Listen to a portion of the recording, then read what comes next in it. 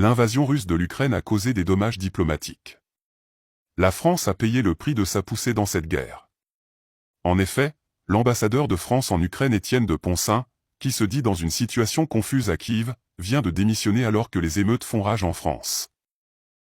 Dévasté par les bombardements russes sur Kiev, la capitale de l'Ukraine, le diplomate français a remis sa démission et a quitté Kiev en toute hâte. Selon ses dires, il a justifié ce départ par le fait qu'il voulait sauver sa vie. Avant de partir, Étienne de Poncin a déclaré « Nous ne savons plus ce que nous défendons ici, même Volodymyr Zelensky n'est plus ici à Kiev, pourquoi continuer à sacrifier le peuple ukrainien ?» La France a-t-elle compris quelles sont ses priorités?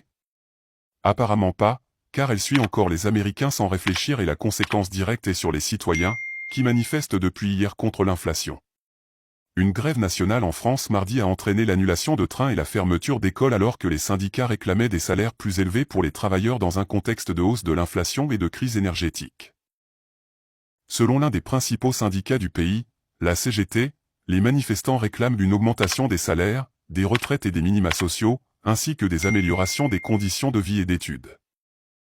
La CGT a déclaré dans un communiqué que l'action revendicative d'aujourd'hui est une extension de la grève des raffineries qui dure depuis des semaines et des stations-service fermées à travers le pays.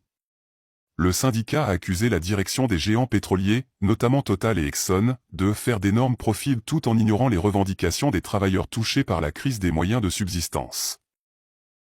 Alors que le mouvement de protestation prend de l'ampleur non seulement dans l'industrie de l'énergie mais aussi dans les secteurs publics et privés, le syndicat a déclaré qu'il était temps que les travailleurs, les retraités, les chômeurs et les jeunes rejoignent l'action revendicative.